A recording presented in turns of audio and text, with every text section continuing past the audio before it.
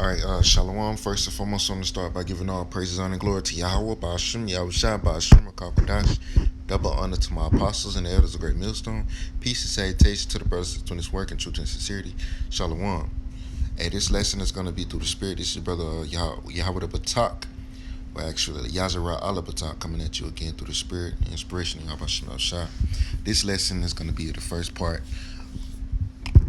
of this little lessons I'm gonna do about charity, because it is a lot of definitions or similar words that they all go back to charity. Charity has many different meanings.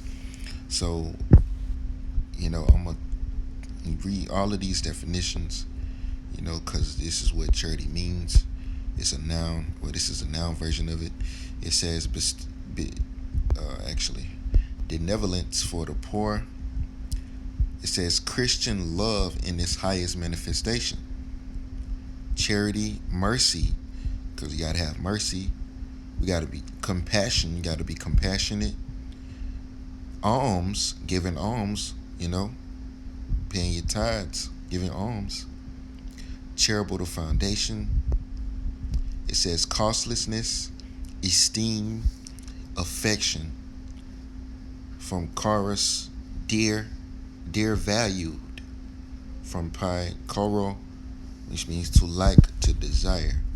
Now if you come down here, it says in the Vulgate, the Latin word often is used as translation of Greek agape, which is love, especially Christian love of fellow men. Perhaps to avoid going down, it says it's a noun of action from delegre, to esteem highly, to love. See, diligence. Ooh, it goes into diligence also. So this word charity goes into a lot of things.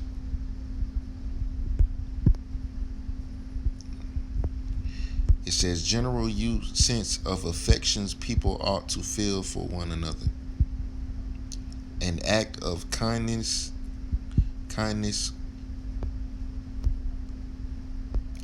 also alms, that which is bestowed gratuitously on a person or persons in need. Sense of charitable foundation or institution, meaning liberality in judging others of their actions.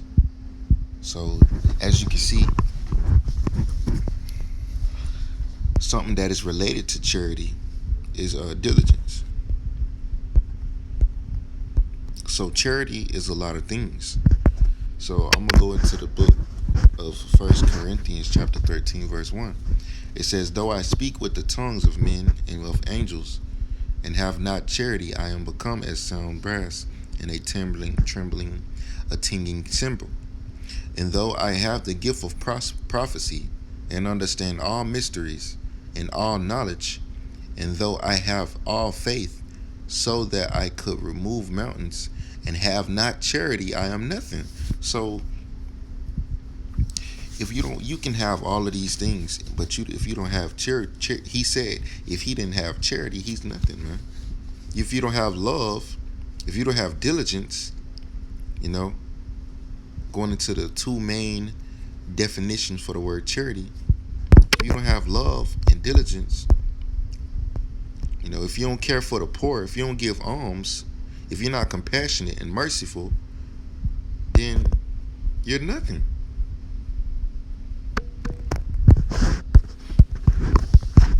It says, verse 3, and though I bestow all my goods to feed the poor, and though I give my body to be burned and have not charity, it profiteth me not. So you gotta have charity, man. You gotta have love, you gotta have mercy, you gotta have compassion, because if you don't have these things, and you being a man of the Lord, you're nothing, man. It don't profit nothing, man, if you don't have charity, man. Charity suffereth long and is kind. Charity envieth not.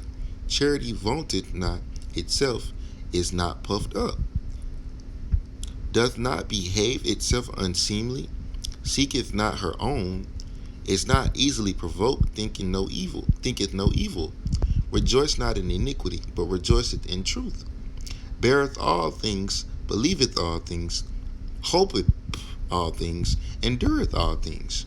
Charity never faileth, but whether there be prophecies, they shall fail, whether there be tongues, they shall cease, whether there be knowledge, it shall vanish away.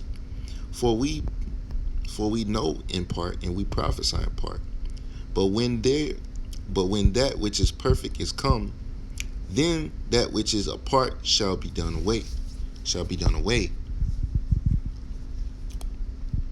When I was a child, I spake as a child. I understood as a child. I thought as a child. But when I became a man, I put away childish things. For now we see through a glass darkly, but then face to face. Now I know in part, that then shall I know, even as also I am known. And now abideth faith, hope, charity, these three, but the greatest of these is charity. Now I'm gonna get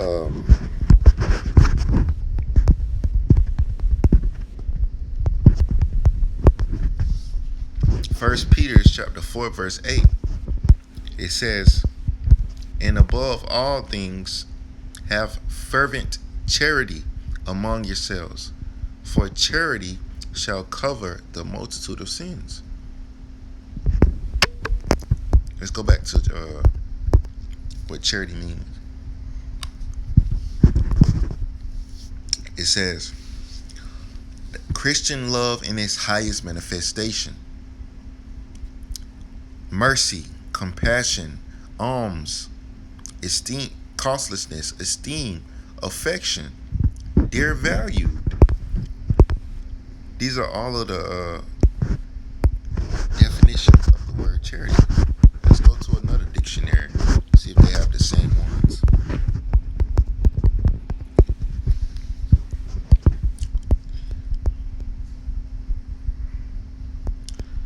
No. Charity.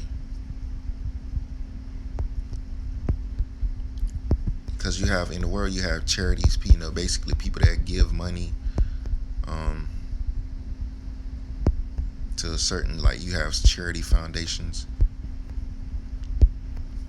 It says kindness and tolerance in judging others, goodwill, compassion, consideration, concern, kindness, kindliness, kind-hearted, tenderness, tender-hearted, warm-heartedness, brotherly love, sympathy, understanding, fellow feeling, thoughtfulness, indulgence, tolerance, liberty,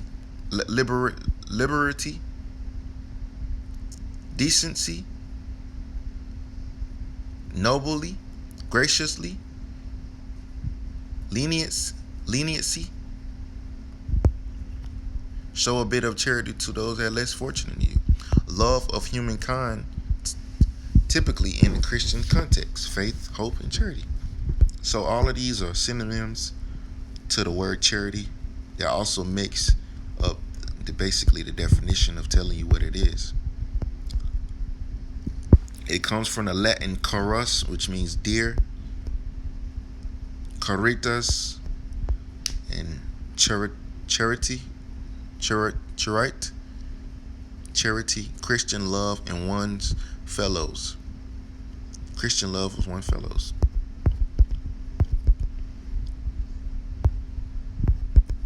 So between the body, man, you gotta have love for one another, brotherly love. You gotta have sympathy, understanding.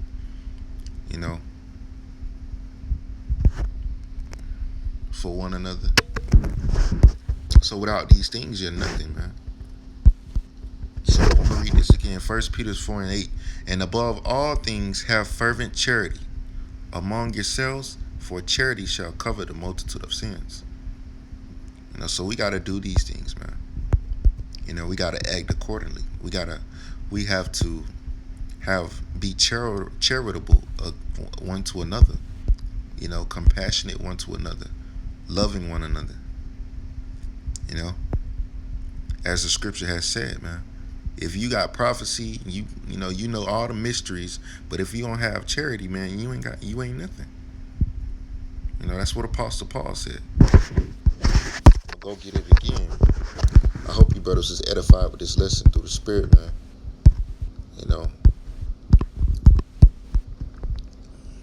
this is First Corinthians 13 and where is it at? Verse 2. It says, "And though I have the gift of prophecy and understand all mysteries and all knowledge, and though I have all faith so that I can move mountains, I could remove mountains, and have not charity, I am nothing." Because if you don't have charity, man, you're not gonna be, you're gonna be in it for the wrong reasons. You're not gonna be doing it out of love. If you don't have the charity, which goes back to love and compassion, you're not gonna be doing it out of love, because you don't have the charity, which charity is love, man. So ultimately, you're gonna have an alternative motive of why you're doing it, or you're gonna get puffed up if you don't have charity. I believe it says that somewhere in Corinthians. Let me see. I think it said that. Okay, 1 Corinthians 8:1. It says, "Now as touching things offered unto idols, we know that we all have knowledge. Knowledge puffeth up, but charity edifieth." So you see, charity is what edifieth, man. "And if any man think that he knoweth anything, he knoweth nothing, yet as he ought to know. But if any man love the Most High, the same is known of him." So we gotta have charity, man. We gotta have charity. That's starting from me. Me first. Gotta be loving, brotherly love. Should be compassionate. Mercy. The scriptures speak about you gotta forgive your brother his trespasses if you want the Lord to forgive you your trespasses, man. That's a part of charity, man. Having brotherly love. So I'm gonna check one more time, see if there are any more precepts concerning charity before I close this lesson out.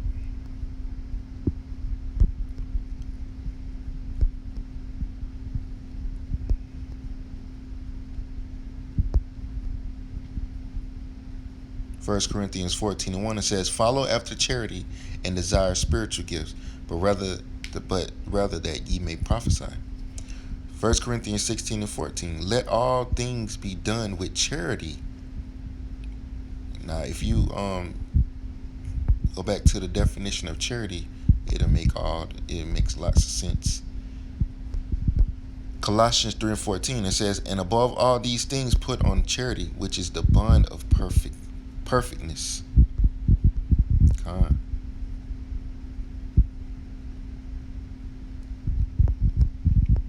It's a lot of definitions. Well, a lot of precepts with charity in it.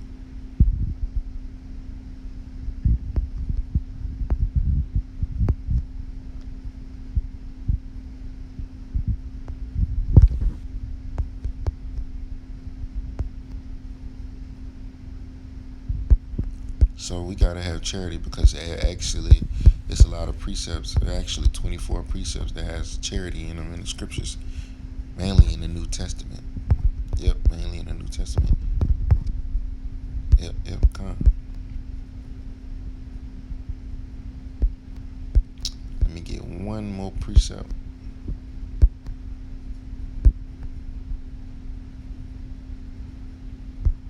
Second Thessalonians 1:3, it says, "We are bound to thank the Most High always for you, brethren, as it is meet, because that your faith grows exceedingly, and the charity of every one of you all towards each other aboundeth." So we gotta have charity one towards another. So we go back and look at the definition of charity, and it'll clearly, it's